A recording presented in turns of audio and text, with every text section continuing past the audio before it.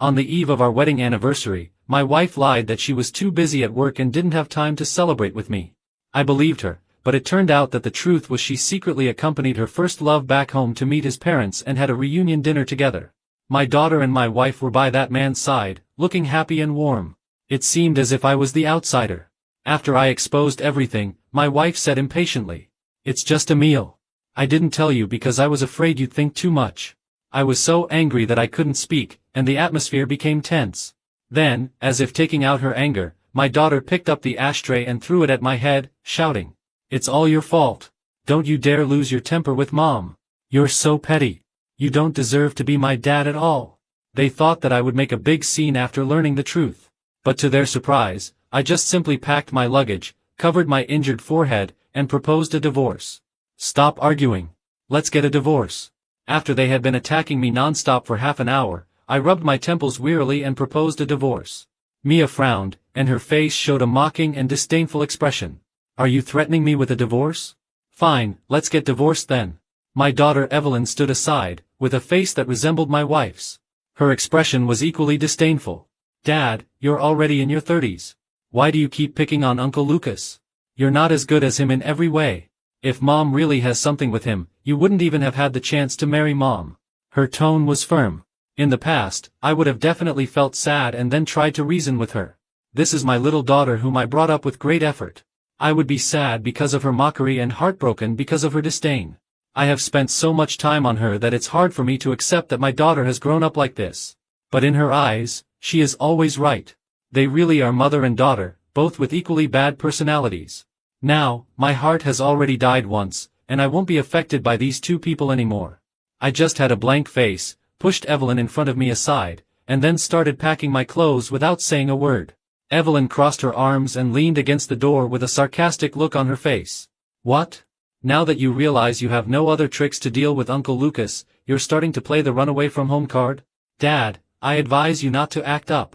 After you leave this house, Mom won't like you anymore." She chattered on, and every word stabbed at my heart. I didn't say a word until I finished packing my things. When I was about to leave, I still asked a stupid question. "Do you want to stay with Dad or Mom?" Evelyn was taken aback, and then without thinking, she said, "Of course with Mom. You're a useless guy who can't make money. Why should I stay with you? Over the years, Mom has been working hard outside, and you only had to take care of me. This kind of life is good enough for you. Why can't you learn to be grateful?"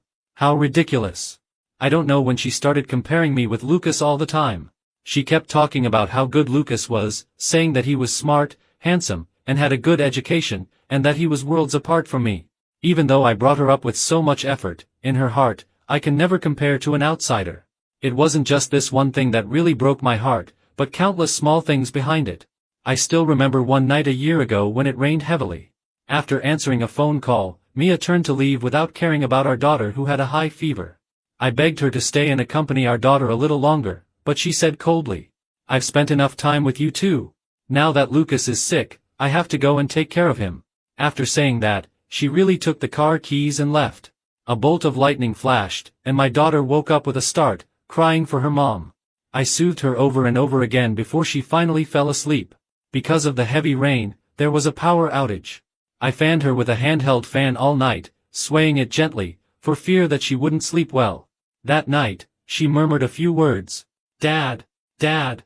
I sighed and said, "Don't be afraid, Dad is here."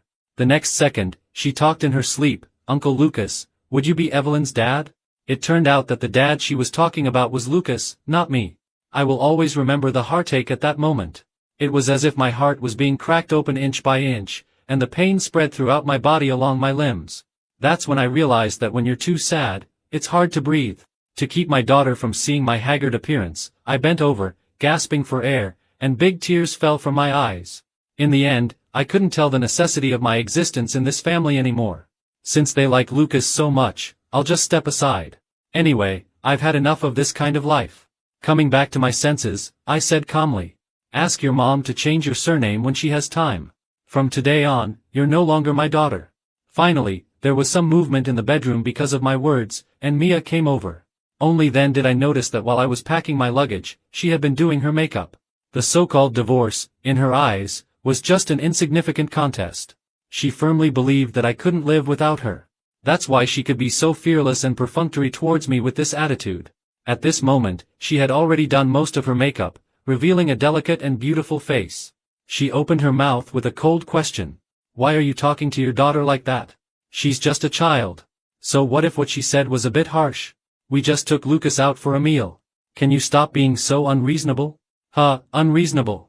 Over the years we've been together, the most common thing she said to me is that I'm being unreasonable.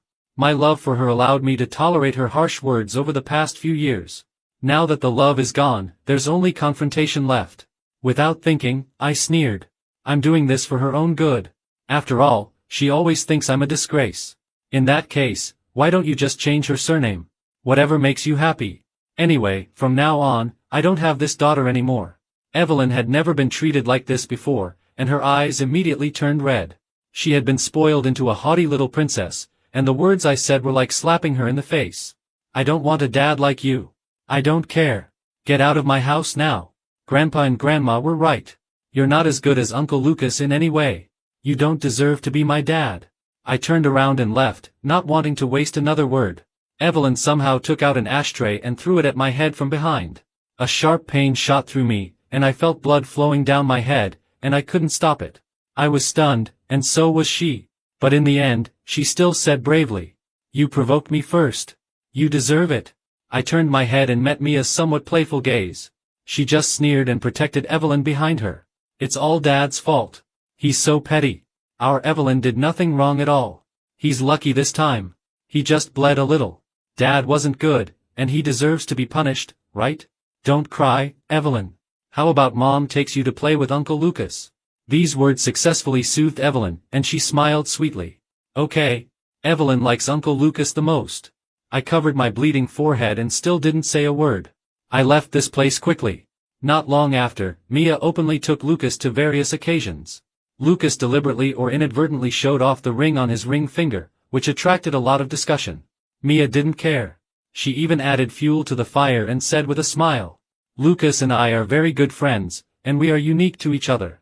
She has never been the kind of woman who shows her feelings in public. I know this is her punishment for me. Mia is certain that I still have feelings for her and wants to force me to come back by doing this. I received a call from her parents. "Henry, we're glad about your decision. Mia has always been a sentimental child. I'm grateful to you for being the one to propose the separation. There's a big gap between you and my daughter in terms of conditions. You don't deserve her. The kid from the Lucas family is very nice and will take good care of Evelyn for you. After a while, I'll take her to change her surname. They have always looked down on me, and now they were overjoyed." I just gave a hum, feeling neither happy nor sad. After hanging up the phone, Evelyn sent me several text messages. Although she is still very young, she has already learned to send messages early. I clicked on it and saw a photo of her and Lucas. She was sitting on Lucas's shoulders, smiling sweetly, and she was wearing a cute doll hairband in her hair. "Uncle Lucas took me to the amusement park. I can still live a good life even without you. I advise you to divorce Mom as soon as possible and let Uncle Lucas be my dad." I sighed and blocked her contact information. After a moment of silence, I suddenly burst out laughing. I laughed at how stupid I used to be. Everyone in Mia's family looked down on me, but I still carefully maintained this marriage. For the love of Mia, I put aside my dignity and self-respect, and kept retreating my bottom line. In the end, I just made clothes for others in vain. Thinking of this, I suddenly felt a dull pain in my forehead. Only then did I realize that the wound was too deep. To avoid infection, I still had to go to the hospital. While waiting for my turn, I saw a familiar old acquaintance and was a bit stunned. The woman had long hair that reached her waist and was wearing a rimless pair of glasses, looking very scholarly. She was also stunned, and her voice trembled as she said, "What a coincidence. Long time no see." She was still holding a little girl in her arms. After chatting for a while, I learned the whole story. Vivian's sister's family suddenly had a car accident, leaving only Olivia as the child. As the child's aunt, Vivian had no choice but to take her with her. However, as a doctor, Vivian was very busy at work, so much so that she often neglected her. That's how this encounter happened. I scratched my head, and her expression suddenly became serious. "The wound on your head is very serious. Come in now, and I'll disinfect it for you." Only then did I notice that she was actually a doctor in the outpatient department for external injuries. No wonder she suddenly came out. It was to call the next patient. After everything was done, she suddenly called out to me and said, "Henry, do you have a job now? Would you consider doing me a favor?"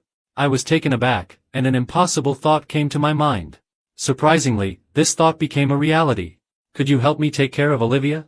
I know that you majored in psychology in college, and your postgraduate and doctoral studies were also in the direction of child psychology. This child has a bit of stress trauma." Thinking of that lovely little girl, my heart softened for a moment. Driven by my emotions, I nodded and took on the heavy responsibility of taking care of another child. In the blink of an eye, a month had passed. Olivia's school was going to hold a parents' meeting tomorrow. I took out a set of clothes early and even went to get a haircut specially. That night, I suddenly received a call from Mia. "I don't have time to attend our daughter's parents' meeting tomorrow. Just like before, you go." Her voice was extremely cold, still as indifferent as ever, as if allowing me to go was a kind of favor to me. After a pause, she continued, "I apologize to you for what happened that day. There should be a limit to running away from home for a month." I was washing the dishes while holding the phone between my shoulders and replied, "I won't go." Instead of saying these things, "Do you have time to divorce me now? Please don't delay. My time is also precious." There was a moment of silence on the other end of the phone, and then Mia said, "Are you serious? It's just that I asked Lucas to accompany me back for a meal. His parents and my parents are old acquaintances, and—" She was about to say something more, but I interrupted her impatiently. "I don't care who you have a meal with. I just want a divorce." I didn't ignore the sound of the shower constantly coming from the other end when Mia called. I could even hear a man's voice. She was with Lucas while talking to me on the phone. Didn't she feel uncomfortable? This feeling of nausea made me wish I could break off all relations with her right away. This sentence undoubtedly angered her. She said in a deep voice, "You're being unreasonable. I'll ask Lucas to go to the parents' meeting. Just make sure you don't come crawling back later." I sneered. "Do as you like. By the way, let me know when you arrange the time. Let's get this done as soon as possible." There was a beep and the phone call ended. It seemed that she was extremely angry. The next day, I went to the parents' meeting as usual and deliberately avoided Evelyn's class. Unexpectedly, I still met her. A mocking smile appeared on that cold little face that was just like Mia's. "Have you finally come to your senses and come to attend my parents' meeting? I told you earlier that Mom won't spoil you. If you beg me to forgive you now, I'll allow you to attend my parents' meeting." She was aggressive, as if she was certain that I would be the first to give in. But unexpectedly, the little girl behind me suddenly poked her head out and said timidly, "Uncle, aren't we going to the class yet?" Evelyn's face suddenly darkened, and she said in disbelief, "Who is she?" There was hostility in her eyes, and she pushed Olivia down when I wasn't paying attention. I quickly helped Olivia up and said angrily, "Apologize to her." Evelyn laughed and said to Olivia, "Did you hear that? My dad wants you to apologize to me. He clearly came to attend my parents' meeting." I took a deep breath and then calmed down. "Evelyn, apologize to Olivia." Evelyn widened her eyes in disbelief, took a few steps back in grievance, and there were tears in her eyes. There seemed to be some hurt in her eyes as well. I couldn't care less about that and went to check if Olivia was hurt. Mia appeared from around the corner. Seeing Evelyn's sad appearance, she held her in her arms lovingly. She also noticed the little girl in my arms and said mockingly, "Helping an outsider to bully your own daughter? You've really got some nerve now." Lucas was right behind her and also shook his head in disapproval. "Henry, no matter what, you are Evelyn's father. How can there be an overnight feud between a father and a daughter? Are you so angry that I'm here to attend Evelyn's parents' meeting that you want to take it out on the child?" His words were really clever. With just a few words, he put me in a difficult situation. In the past, I would definitely have been sad and overthought it because Lucas went to the parents' meeting for Evelyn. For the parents' meeting in the first half of the year, Mia used the excuse that I had to do the housework at home and asked Lucas to go. Evelyn was actually very happy and hugged Lucas's leg, saying, "I like Uncle Lucas the most. After the parents' meeting, I want Uncle Lucas to take me to the amusement park." Noticing my dejected expression, she said in disgust, "Dad, you look slovenly at home every day. Going to the parents' meeting would just embarrass me. And you only know how to care about my grades every time. Mom is so rich now. Even if my grades are not good, it doesn't matter. Don't meddle in my business." After saying that, she kissed Lucas's face and said sweetly, "Uncle Lucas, let's go quickly and ignore him." Lucas gave me a provocative look and took Evelyn out the door. Mia didn't care even more. Before leaving, she even warned me, "Lucas is a very simple person and won't threaten your position. Don't go and make things difficult for him and embarrass him. You and him are never from the same world. At that moment, should have been really sad. Olivia carefully tugged at the hem of my clothes. Uncle, we're going to be late for the parents' meeting. Only then did I come to my senses and looked at the three people in front of me indifferently. Evelyn is no longer my daughter, and since she made a mistake, she should naturally apologize. As for you? I don't care who attends Evelyn's parents' meeting. Mia and I will get a divorce soon. You're welcome to be Evelyn's stepfather. Ignoring Mia's face pale with anger because of my words, I took Olivia's hand and left. The parents' meeting ended smoothly. When I reached the entrance, I saw Mia again. Evelyn was nowhere to be seen. She was the only one leaning against the car, with a cigarette between her fingers, looking a bit disheveled. I knew that things had to come to an end, so I asked Olivia to stand there and wait for me for a while, and I walked over. Seeing me, Mia extinguished the cigarette in her hand. Henry, I have something I want to talk to you about. I turned my head and said indifferently, we have nothing to talk about. Get the divorce papers ready as soon as possible. I won't ask for an extra penny of the property from you. She sighed and her tone was almost gentle. You've had your tantrum. Your anger should have subsided by now, right? Evelyn was crying and shouting for you to come back today. She misses you so much. I sneered and said indifferently. I have nothing to do with her anymore. Let her go and find her daddy Lucas. I'm not unaware that this is a little secret between Evelyn and Lucas. When there's no one around, she calls Lucas daddy. She has never regarded me as her father, and I won't rush to be her father anymore. Mia's face froze, and she was somewhat angry. How can you say that? Am I an object that you can push around and give away at will? Asking Evelyn to call Lucas daddy was nothing more than paving the way for their remarriage. Mia understood this and was angry because of it. I couldn't quite figure out the woman in front of me anymore. It was she who said I couldn't compare to Lucas, and it was also she who didn't want to marry Lucas. Fortunately, I no longer want to understand her. After 10 years of wear and tear, all my sincere feelings for her have gone down the drain. I said indifferently. What happens to you has nothing to do with me. Now I just want a divorce. Don't come to me anymore in the future. It's a waste of time.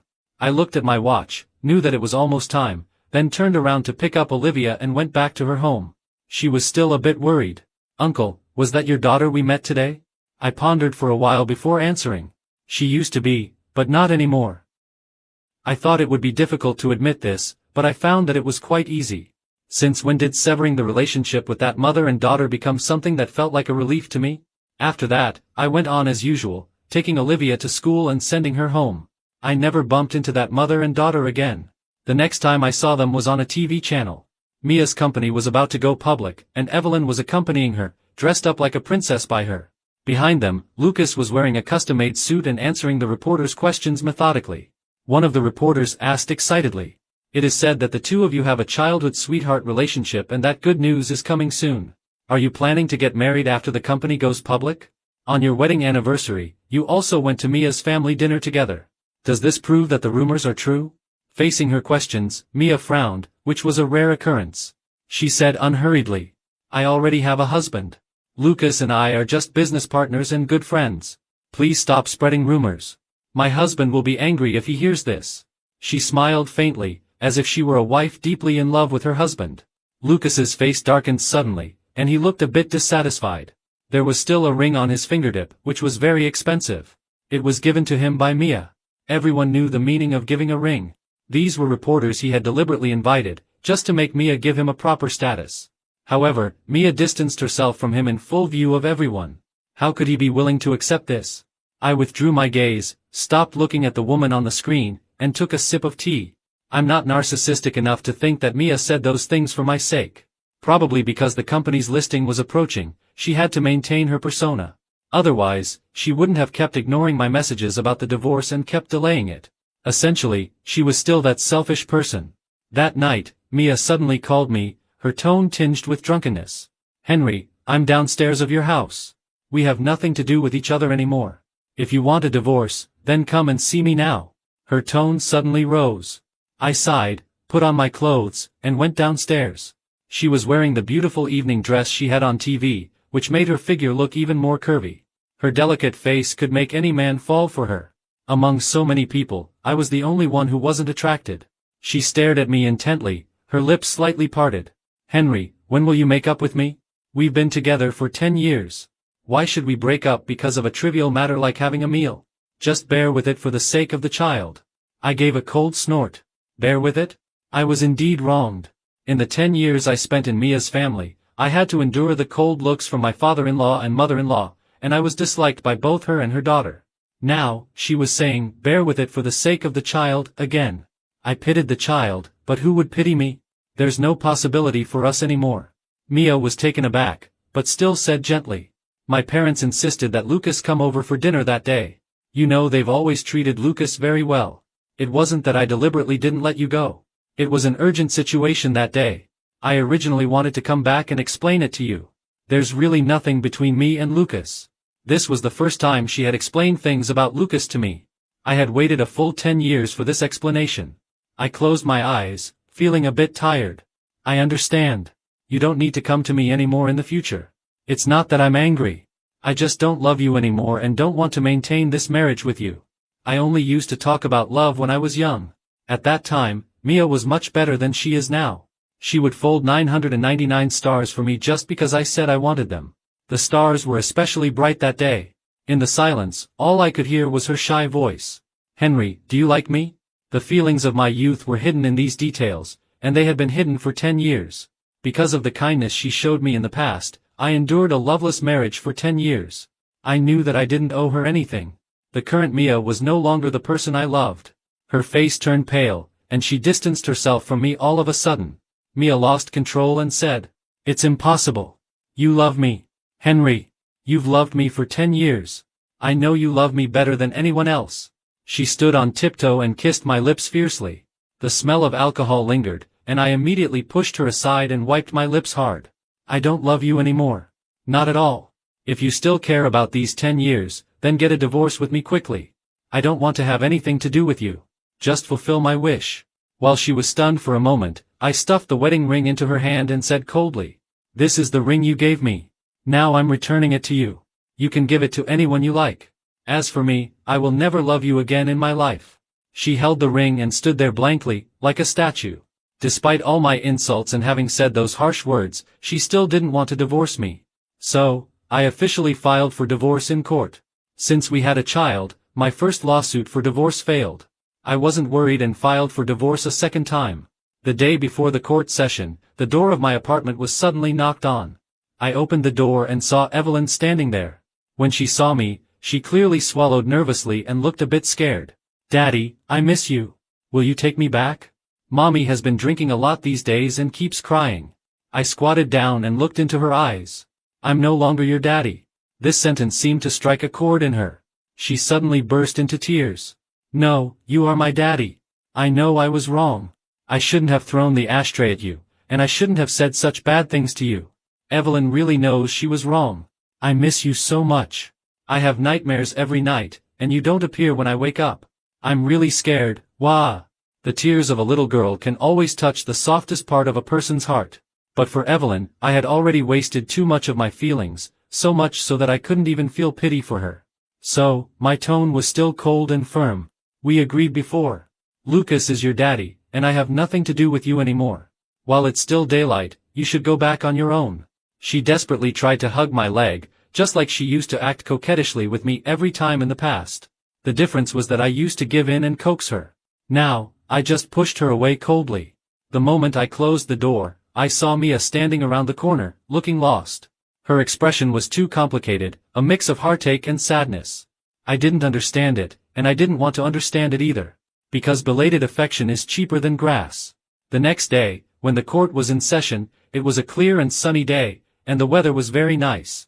The process was as I had expected. The sentiment in court was already leaning towards me, so I was in a good mood as well. Mia was furious. During the intermission, she strode towards me and her tone was close to pleading. "Henry, don't divorce me, okay? Do you have the heart to let Evelyn lose her daddy? She's still so young, and the child is innocent." I smiled. How could that be? Before she could relax a bit because of my words, I continued. "Isn't Lucas her new daddy? Mia's parents also like Lucas. I believe your family will be just as happy in the future. Mia, I wish you happiness." I wasn't lying. I meant it sincerely. Mia's parents had always looked down on my family background and thought I was a phoenix man who was after their wealth. Even though I had graduated from the best university in the country and had a bright future ahead of me, they didn't want me to go out and work. It wasn't that I didn't want to strive for success. Mia herself told me, "Henry, our daughter needs the company of her parents. But my job is too tiring, so I can only ask you to make this sacrifice." It took me a long time to prepare myself mentally before I gave up my future prospects and chose to stay at home to accompany my daughter. At first, Mia still came home from work early as usual and was considerate and gentle towards me. I don't know since when, with the instigation of Mia's mother, Lucas joined the company, and everything changed. The person by Mia's side changed from me to Lucas. She started having few common topics with me, and her temper got worse day by day. Mia even began to take Lucas's side. Evelyn also liked Lucas more. By the time I realized all this, there was no room for me to make amends. My wife, my daughter, and my family were all destroyed by Lucas. My life now is wonderful enough, and there's no reason for me to go back to the past. Mia didn't say anything more. Sadness seemed to have emptied her soul, leaving only a shell of a body still alive. I watched her walk back into the courtroom in a daze. The woman, who had always been proud, almost tripped and fell flat on the ground, which showed how sad she was. Evelyn looked at me from a distance, and her face was also covered with tears. In the end, I divorced Mia, and Evelyn went with her. I didn't ask for a single cent of the property and left the house empty-handed.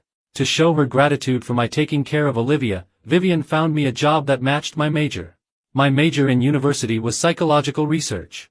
She took out my excellent resume and got me a decent job in the hospital. It was related to child psychology research. Olivia became my first little patient. Under my care for so many days, she had already stepped out of the shadow of losing her parents and became a cheerful little son. Half a year later, I met an unexpected person. Evelyn suffered from severe depression. When she was brought to the hospital by Mia, she had already self-harmed twice. Her once proud eyes became dull, and the formerly haughty little girl seemed to have been deprived of her vitality. The moment she saw me, her eyes lit up, but then they quickly dimmed. Mia also looked haggard and had lost a lot of weight. She was no longer the high-spirited career woman she used to be. I didn't treat her specially because of her identity. On the contrary, precisely because we have a blood relationship, I couldn't be her psychologist. After hesitating for a while, I asked her to have a full-body examination in the hospital and found that Evelyn's psychological state was indeed on the verge of collapse. All her physical indicators were declining, and her condition was very dangerous. I pulled Mia to the other side of the ward and said coldly, "What have you done? Evelyn's physical condition is as fragile as a piece of white paper, and it seems like it will break at a touch. As her mother, didn't you notice anything unusual?" Mia said wearily, "I had no choice. I've been too busy since the company went public. But I asked Lucas to take care of her. I never expected it to turn out like this. If I hadn't come home early from work, maybe Evelyn would already have." She choked up as she said this. "I'm sorry for her. Henry, it was only after you left that I realized that your work at home was by no means easy. I wrongly blamed you in the past. Without you, I'm completely useless in my daily life, and I can't take care of Evelyn at all." Seeing that she was about to cry, I sighed. Both the mother and daughter were in a very bad state. But the most urgent matter now was Evelyn's physical and mental health. The one who tied the bell should untie it. You need to communicate with her and find out her true thoughts. I can't help her either. I'll recommend another reliable psychologist to you. I pushed the WeChat account of the psychologist next door to Mia. Just then, Evelyn suddenly pushed the door open and came in. She said aggrievedly, "Mom, I don't like Uncle Lucas. Uncle Lucas is not nice to me at all. He said he could marry you soon, and then you would have another baby. He was just pretending before, and he did it to drive Dad away." When she said this, she looked at me intentionally or unintentionally. When she met my calm eyes, she immediately lost her spirit. Mia was shocked by her words and quickly took Evelyn away. A few days later, an uninvited guest appeared in my consulting room. Lucas, with red eyes, questioned me in a breakdown. "Why are you so despicable? You're still trying to sow discord between me and Mia even after the divorce. The person Mia has loved from beginning to end is only me. Give up that thought. Only I can be her husband." As he spoke, he took out a knife from his arms and tried to attack me. Looking at the knife, my heart skipped a beat. "Calm down. Killing me won't do you any good. Do you want Mia to completely give up on you?" Lucas chewed on the words, "give up," repeatedly and then completely lost his mind. "She has already given up on me. That bitch actually said she loves you. I've been by her side for so many years, but I don't even have a proper status. If only you didn't exist. If only you." As he rushed towards me, the blade was about to plunge into my chest. Just an inch away, he suddenly fell down. Looking back, it was Mia who suddenly appeared from nowhere and hit him on the head with a chair. She suddenly threw herself into my arms and cried, "Are you okay, Henry? Does it hurt?" Actually, I wasn't hurt at all. But her concerned tone was so urgent that it was as if we had gone back more than 10 years. The stubborn girl also hugged me like this and kept calling me Henry. I composed myself and quickly dialed the emergency hotline. Fortunately, this was a hospital. Although my outpatient department was a bit remote, the emergency doctors arrived quickly. Maybe I should thank Mia. It was she who stopped Lucas's violent act. According to the hospital's regulations, doctors must never harm patients. So if Lucas really wanted to take my life, would have been in great danger. Mia appeared at just the right time, and she saved my life in a way. I called the police. There were surveillance cameras in the outpatient department, and Lucas's crime process was clearly recorded. Once he recovers from his illness, he will be automatically escorted back to the police station. This time, no one will save him. After Mia's parents learned that he had abused Evelyn, they no longer protected him in everything. As for Evelyn and Mia, needless to say, they completely hated Lucas. I guess this is what the wicked deserve. Evelyn became the patient of the psychologist next door. Since the outpatient departments were very close, I often saw her. She always sat in front of the ward and watched me deal with some trivial matters. I could see that she was becoming more and more normal and cheerful day by day, and her condition was gradually stabilizing. Her psychologist thought for a while and told me that Evelyn's psychological state was approaching stability and she could already stop the treatment. On the day when the treatment ended, she said in a hurry, "Dad, I think you're amazing. No wonder you could always cheer me up whenever I was a little unhappy before. I was being naive before. Can you forgive me?" I was taken aback but still said patiently, "You're a patient, so I hope you can recover. But as a father, you're no longer my daughter. I have nothing to do with your mother from now on, but I still hope you can grow up healthy and happy." Evelyn's eyes were filled with tears, and she said reluctantly, "But I think Mom loves you too. Why can't you be husband and wife again?" I continued to explain. Some things that are matters of principle, once done, can't be ignored just because things are over. We can't just pretend that nothing happened. Evelyn seemed to understand but was still sad. When Mia came to pick her up, she just had a sullen face and was extremely depressed. After seeing Evelyn get into the car, Mia pulled me aside to talk alone. "Henry, I'm sorry. It was only after you left that I realized that the person I've loved for more than 10 years has always been you. I only love you. I was too impulsive back then and also believed what others said, so I thought you were good for nothing. Now I remember that it was me who asked you not to work." She had recovered her health after these days of recuperation, and her face became rosy again. She was still the beautiful Mia. When she said these words, her tone was especially sincere. I think anyone would be touched by her. Her tone was firm. But my heart told me that everything now was the life I wanted. I no longer have feelings for Mia. When you love someone, you can give up everything for her. Once you don't love her anymore, it's very difficult to start over. This is not only unfair to me but also to her. I shook my head, and Mia showed an understanding expression. She gave a bitter laugh. "I understand. I'll take Evelyn abroad in a few days. She's not very suitable for the education in our country. Maybe the next time we meet will be a long time later." I smiled and waved my hand, saying, "That's great. I wish you a pleasant journey. Separation is the best ending." Not long after, a plane took Mia and Evelyn out of the country. As for me, I'm still receiving children with depression in this small outpatient department. Maybe it's because I had a miserable childhood myself, and I want to prevent them from following in my footsteps. I love this job and also love my current life. Just as I thought not long ago, everything is getting better. I can live the way I want to.